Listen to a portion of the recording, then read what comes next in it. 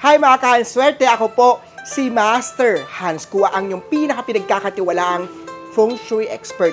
Pag-usapan naman natin ngayon ang mga may kilalaman sa mga lucky na indoor plants na makakatulong na makapag-attract ng good luck, wealth, harmony, at good health na rin sa inyong tahanan.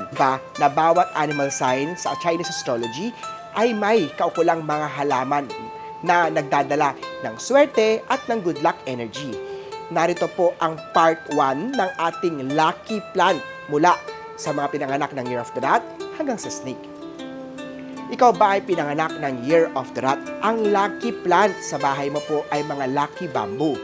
Ang lucky bamboo ay nagsisimbolo ng pag-unlad at ng stability para sa mga pinanganak ng Year of the Rat. Para naman sa malakas na suwerte, magsiguraduhin na may 3 o 5 stalk ng inyong bamboo para mas ma-attract natin ang swerte.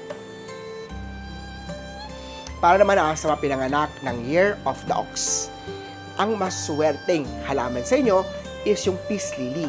Alam nyo ba, ang peace lily ay isa sa swerte sa ox dahil ito ay nagbibigay ng harmonious energy at tinutulungan ang mga hardworking na ox na magkaroon ng balance sa kanilang buhay. Kaya magandang maglagay sa opisina, sa bedroom para sa relaxation at mental clarity. Para naman sa mga pinanganak ng Year of the Tiger. Ang lucky plants nyo po ay mga snake plant. Alam nyo ba, ang snake plant ay perfect para sa mga tiger dahil ito ay nagbibigay ng strong protective na energy. Kaya ang snake plant ay tumutulong sa kanila na magkaroon ng wisdom at grounding energy. Pinanganak ng Year of the Rabbit, ang lucky plant nyo po ay jade plant. Ang jade plant ay isa sa kilala sa pag-attract ng money. Pinanganak ng Year of the Rabbit, ilagay ito sa entrance ng bahay para sa good flow ng prosperity. Sinong Year of the Dragon dyan? Comment down below nga kayo. Ang maswerteng plant naman sa dragon ay mga dragon tree o dracena.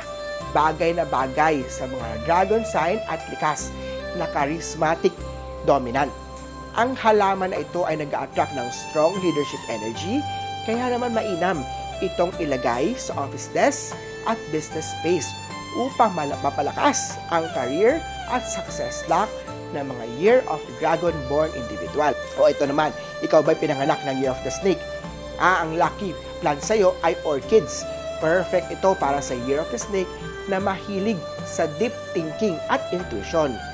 Ang white orchids ay nagdadala ng spiritual growth, habang ang purple orchids naman ay nag-a-attract ng wealth at ng prestige. Ayan mga kanswerte, yan ang part 1 ng lucky indoor plants natin mula sa pinanganak ng Year of the Rat born hanggang sa Year of the Snake. Lucky plants for your Chinese zodiac part 2 magmula sa Year of the Horse hanggang sa Year of the Pig.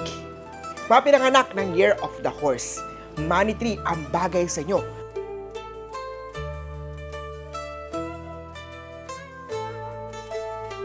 Pampalago kasi ng negosyo at iwas gastos. Sa ship naman spider plant, ang lucky sa'yo,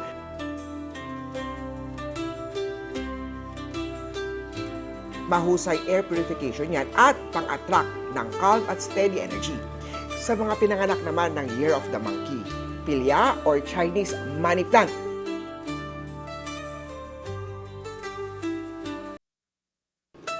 Swerteng pang-creative para sa career at social energy mo. Sa rooster naman, lavender plant, pampasigla ng mental focus at pangalis ng stress sa paligid.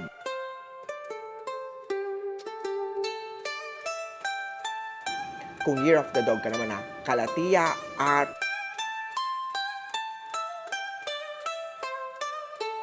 ay maganda para sa pangbalanse ng energy. Loyal at pang-grounded gaya mo. Loyal at pang-grounded gaya mo. Sa Year of the Pig naman aloe vera ang lucky plant mo, pampabuhay ng good chi.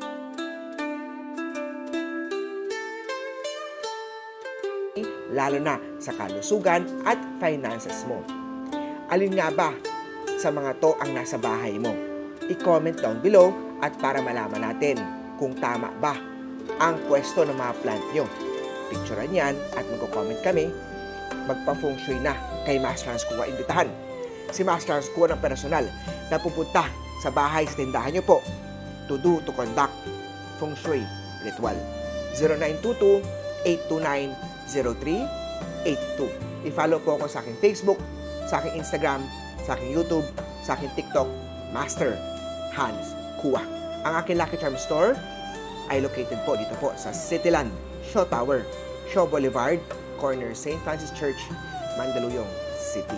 Monday to Saturday, 11 ng tanghali hanggang 5 p.m. ng hapon. O paano? Like, share, at comment. Gustuhan mo ba ang video na to? Please comment down below, like, share ng maraming beses para mapanood din ng mga friends nyo po. I-post itong video na to sa wall nyo po.